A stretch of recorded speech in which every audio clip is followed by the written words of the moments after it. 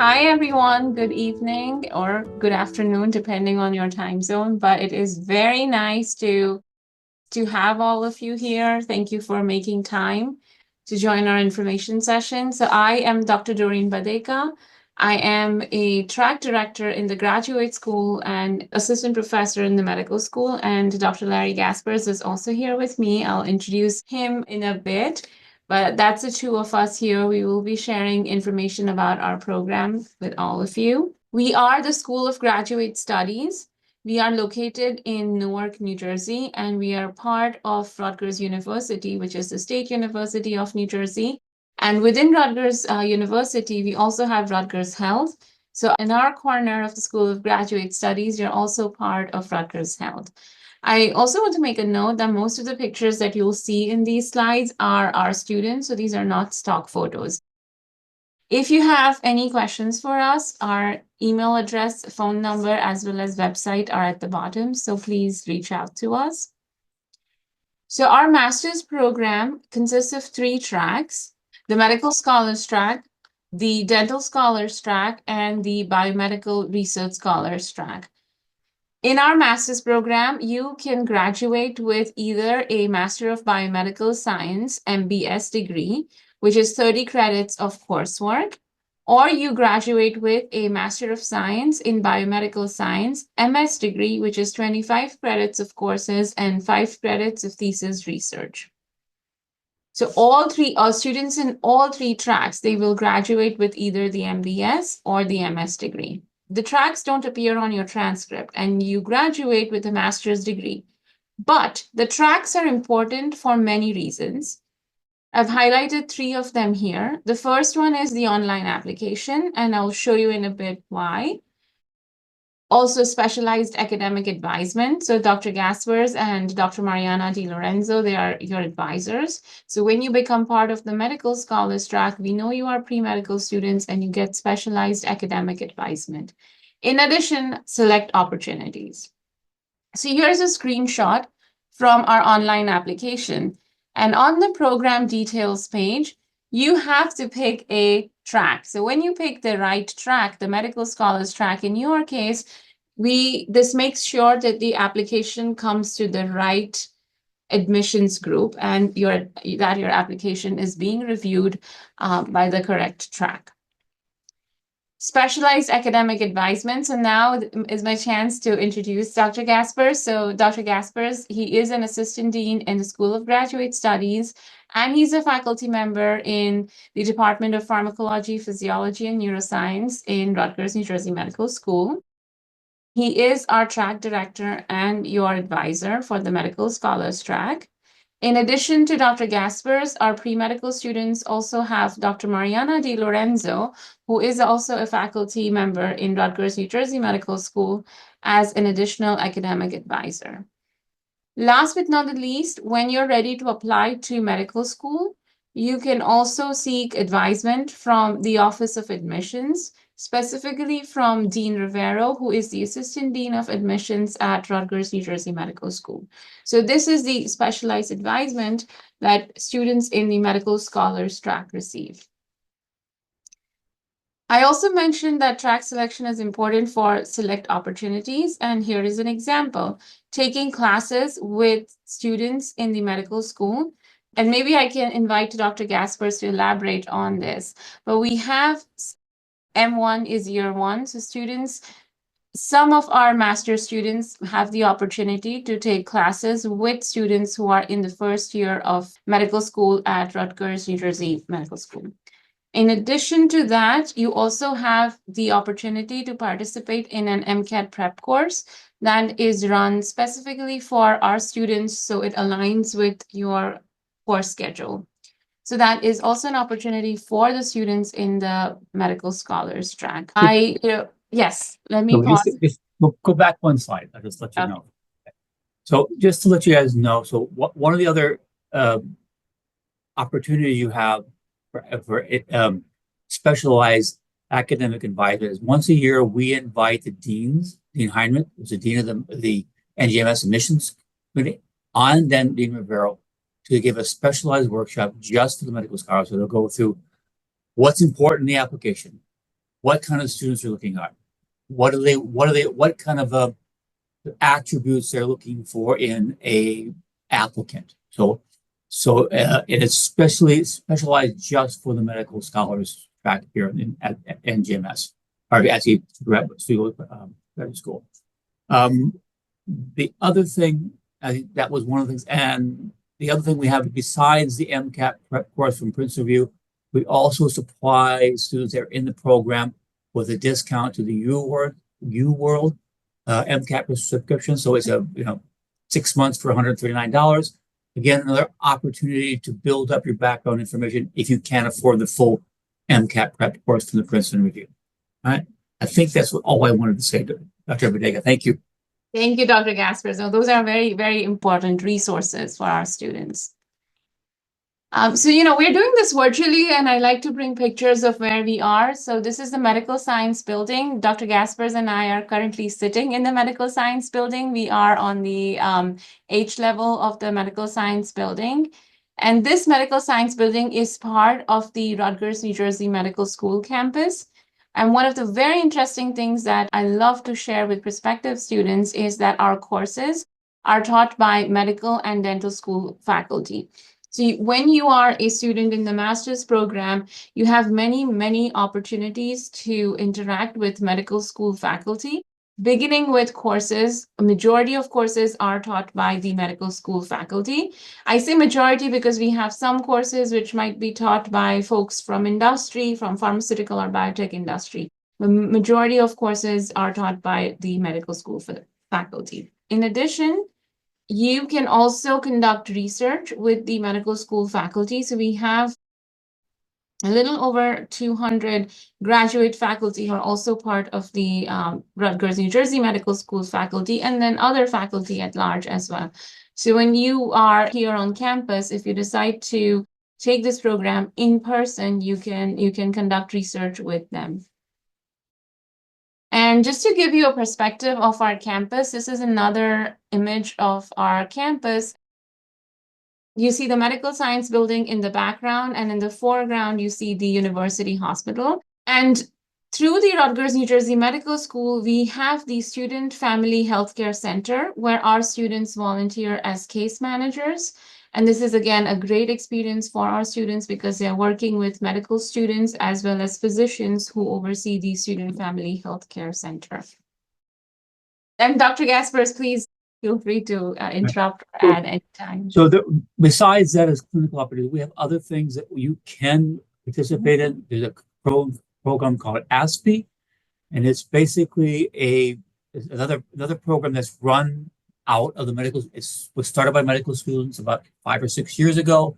The idea is to bring awareness for hypertension and diabetes. So we're in the Newark area. I think every third person has diabetes, type 2 diabetes, or hypertension. So they have a couple mobile clinics. They go out well, obviously not now, it's a bit cold, but they go out to the parks when it's a little bit nicer. And as a master's student, you could also be a case manager. As a case manager, a lot of times you are finding, maybe you're helping to interpret. That's not so difficult as you might think. We have an app that helps you do that.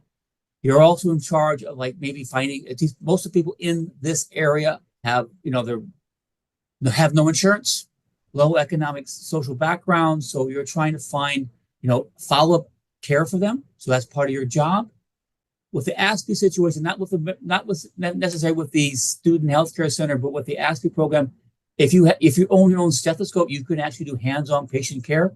If you can demonstrate, you can actually take a blood pressure reading, then you can actually do that. So another opportunity, we try to get students the clinical experience. The other thing that if you want to go here at NGMS, you have to show connections with Newark. That is a very key factor, and we're trying to give you opportunity to do that.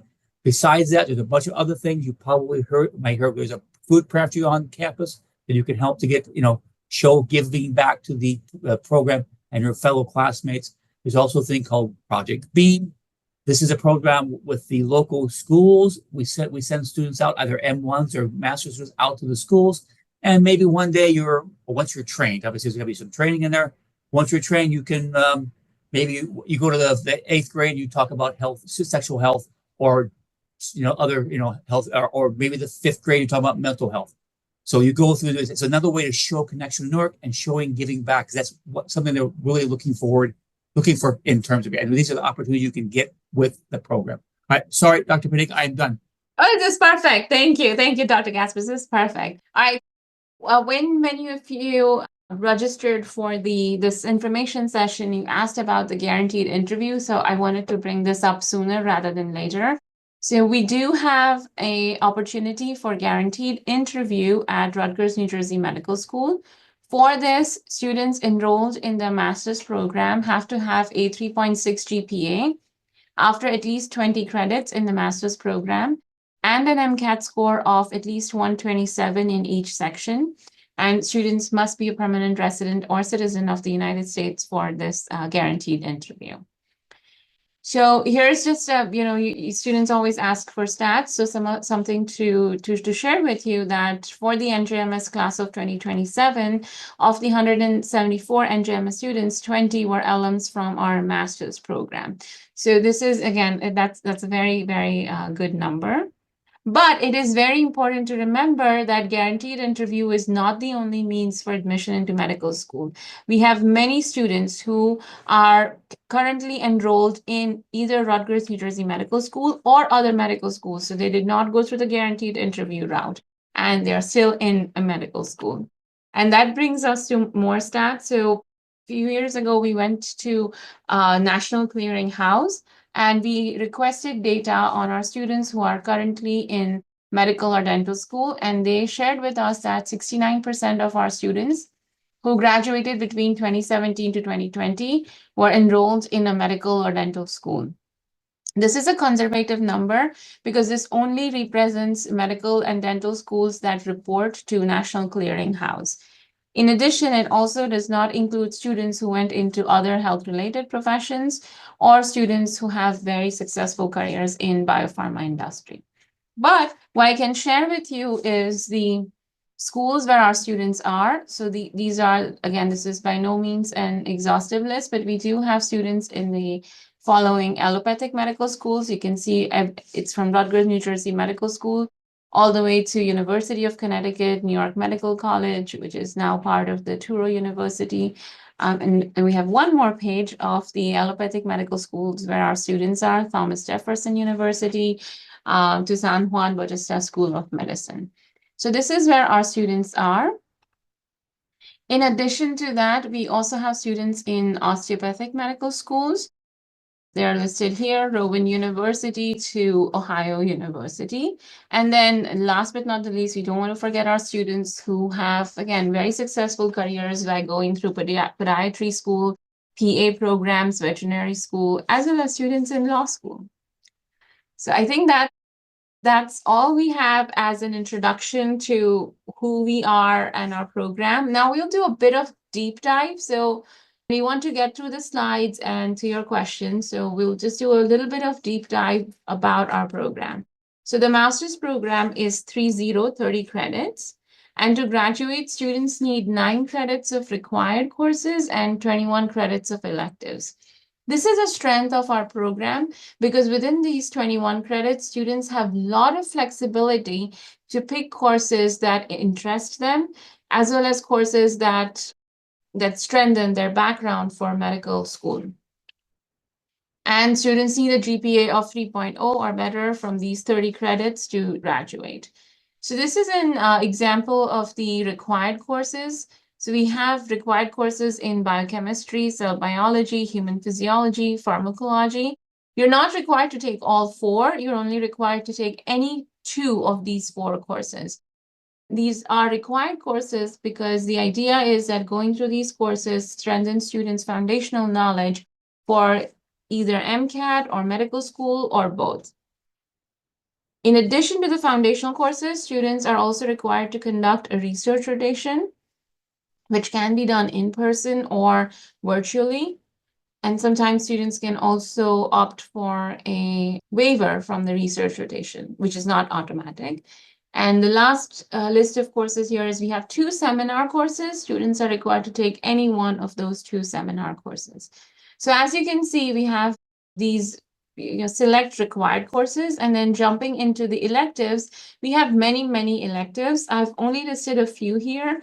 The first one listed here is Clinical Implications of Human Poisoning. This course is run by physicians from the emergency department. They envisioned this course and brought this course for our graduate students to give our students more clinical knowledge about what goes on in the ER. It's our students love this course. And then more, we also have foundational courses in other areas like neuroscience, courses about DNA repair, hematopoietic stem cell biology, gene expression, regional gross anatomy, which is another course that our students really like, basic histology, cell pathology, cell death. Again, these are just a few courses, and I will share a link with you where you can look at more courses that are offered in our program. Many of you asked about the modality in which the courses are taught. So the courses are available both in person as well as remotely. So if you are someone who is planning to complete the program remotely, you should be able to do that. However, you want to be aware of what courses are not taught in person or are not taught remotely. So if you are somebody who comes in and later decides to take one of the medical school courses, you have to remember that medical school is in person only. So that's the first bullet point. The second bullet point is lab-based courses. So there are certain lab-based courses that are taught in person only. And then there are few courses which are taught only remotely. We have very detailed course schedules, and our students are able to know which courses are taught in person, which courses are taught remotely, and which courses are taught through both modalities. So you'll be able to make that decision when you decide to come in the program. You also asked about the duration of the program. So typically our students complete the program in 3 semesters, which would be 1.5 years. But we do have students who also complete the program in 1 year, which is 12 months. And one of the ways our students are able to finish the program rather in a shorter duration is through this transfer back of credits. The students can complete the program with 24 credits, and then you pause your master's program, you go on a leave of absence, and if your medical school of future permits, you can transfer back 6 credits from year 1 of medical school to this master's program. Students have to pay a tuition for those 6 credits, and then they can obtain their master's degree. So this is one of the ways in which students are able to finish the program quickly. Can I just sort of mention something here a little bit? Yes, please, Dr. Yes. So I know everybody, getting old and they're gonna want to go to medical school before they get ancient and they want to do this program within 1 year. But what I find is if you take your time, take the investment to learn the material and do it. So you can run through here in a year. If you get all B's and B pluses, you're not going to impress anybody. If you take a little more time and you get A's, you're going to impress an admissions committee. People are going to look at that, right? So take your time. I always advise the students coming here, take your time and do well.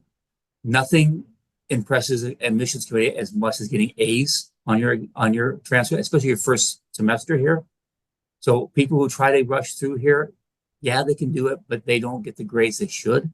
So I would always strongly suggest that 1.5 years is probably your best bet. And if you get into medical school, even if you applied in this coming May, you wouldn't be able to start to 2026, right? It's the fall of 2026. So you have an entire year to finish the program. So there's no really reason to rush. So if you get into the program, you'll hear me say again, don't rush, take your time, get the A's, get the high scores, get the high marks.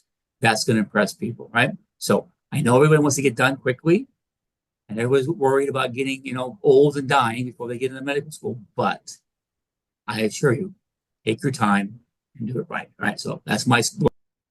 Absolutely. And if you decide to join us, if you decide to join our master's program, as we progress through this calendar year, we will bring in our current students to talk with you, and you will see this is a very common theme where our students who are in the program will recommend you the same thing as pace yourself, and as exactly as Dr. Gaspers said. So thank you, Dr. Gaspers.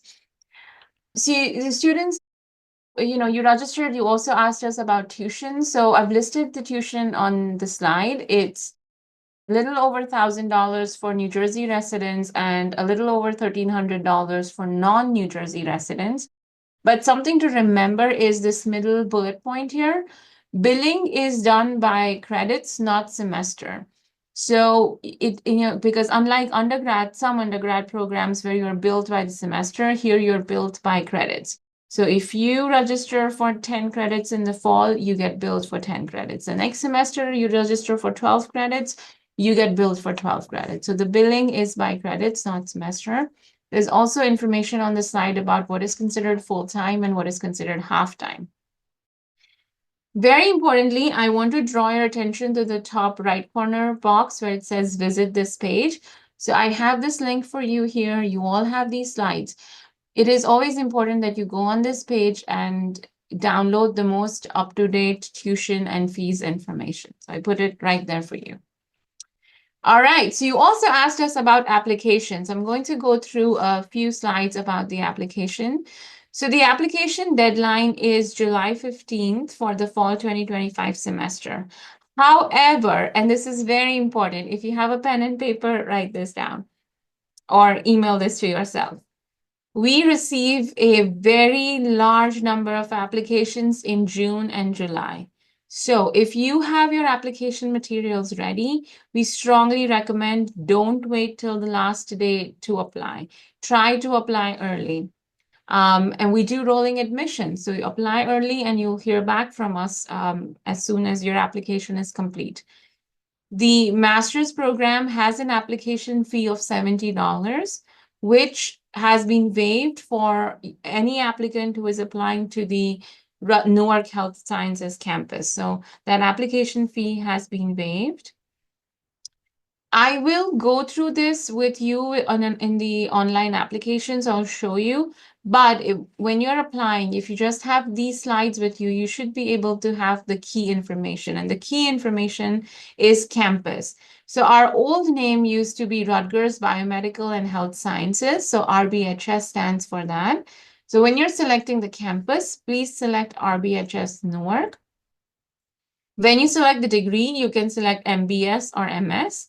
And this is very interesting. If you change your mind while you're in the program, you can switch between MBS and MS.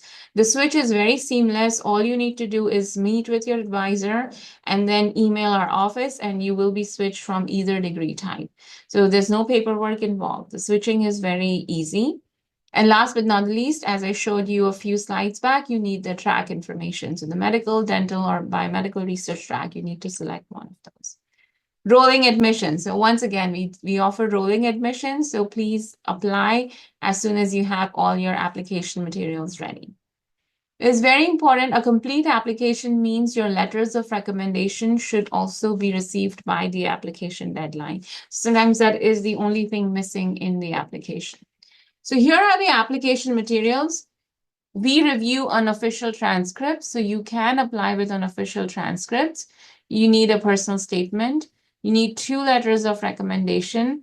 We also require a resume. The test scores are optional. If you have the MCAT, then you can upload those MCAT scores. However, if you don't have the MCAT, we strongly recommend do not take the MCAT just for applying to this master's program.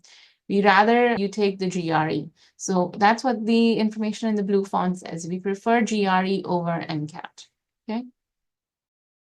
Again, we'll have time for Q&A if you have any questions on that.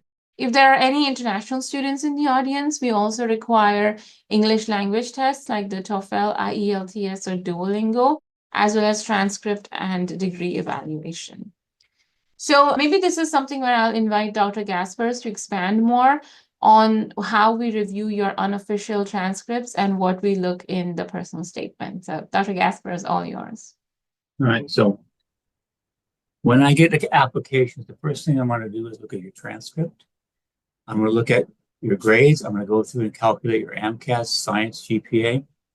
I'm going to look for trends. A lot of times students have, did poorly at, some point in time, and then maybe they recovered. So I'm going to look for trends in the thing. In personal statements, I want you to explain to me who you are. I want to explain, how things, if you had some deficits in your academic transcript, I wanted to explain to them, what they were and what you did to overcome that. Part of the thing we want to see is resiliency. The other thing I want to do is I want to see integrity. I don't want to be told a bunch of, hot wind per se. I want you to be honest, right? So the thing you really got to look at is when you look at your transcript, okay? I mean, so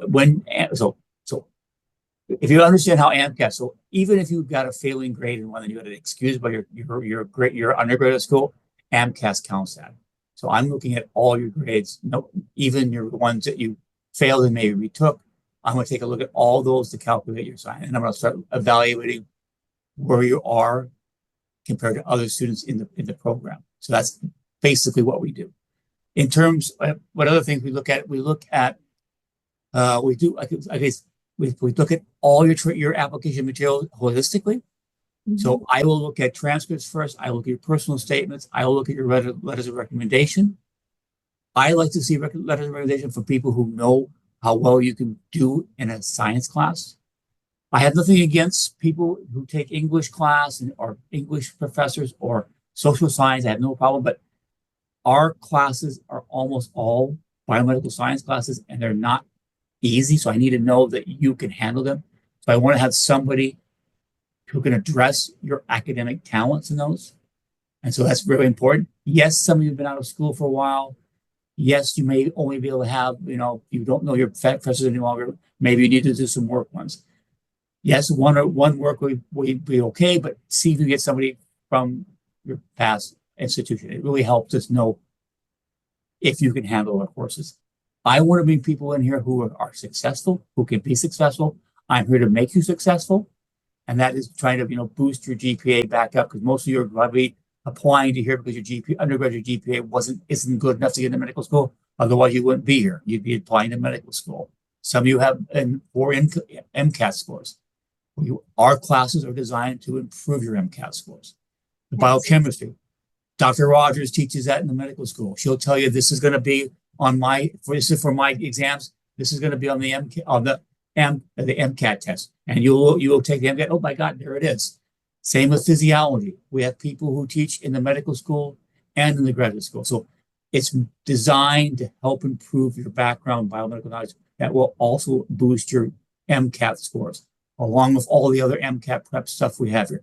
In the past, we've had students, come in here just taking our courses who've been able to boost their MCAT scores at least 15 points. So the program does work if you put the effort into it. But that's, I guess that's enough, Dr. Baker, about how I review my things, I guess.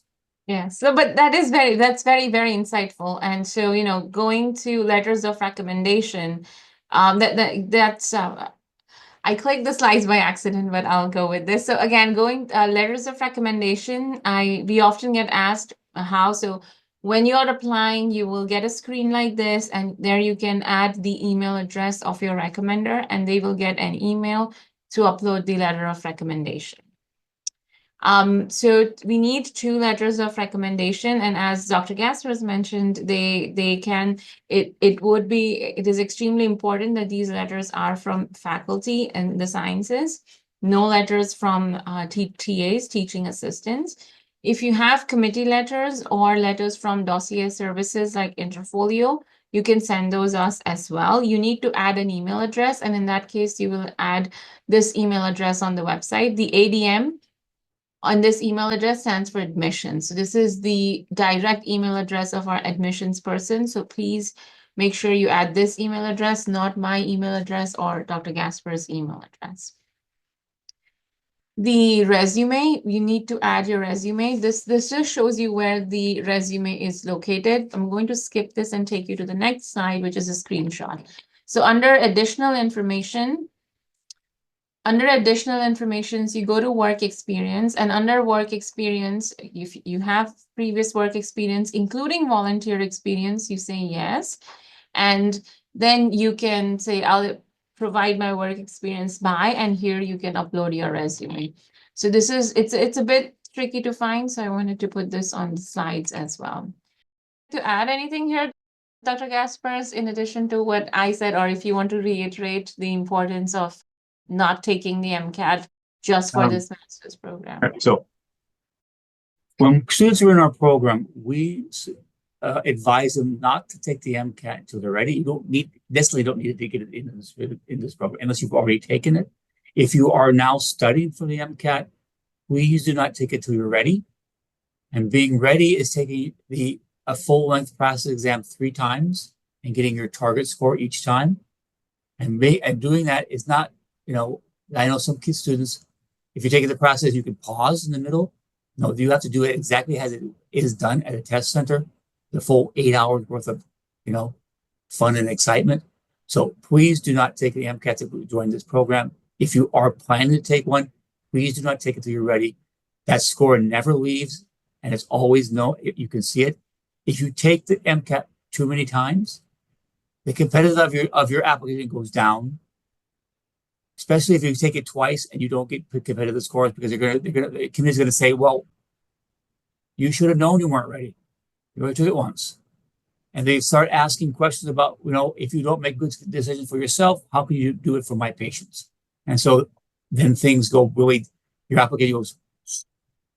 So please take, do not take it unless until you're ready, right? And you don't have to take it to get into this program, okay? Thank you, Dr. Gaspers. Thank you so much. If you're not planning to take the test, and if you get any emails from our office, typically from the GSBS and ADM email address, please respond and let us know. Because some students, they are taking the GRE at a later date, so they let us know that, okay, I'm taking GRE on this date, so please keep my application active. Dr. Gaspers mentioned earlier, it's very important to remember that the applications are reviewed holistically, which means there isn't an automatic cutoff, but at the same time, all the components of the application are very important. For example, your personal statement and your letters of recommendation. This is what our application 2025 application portal looks like, and you all have the slides, and this is the website. You click on this website and it takes you to our application portal.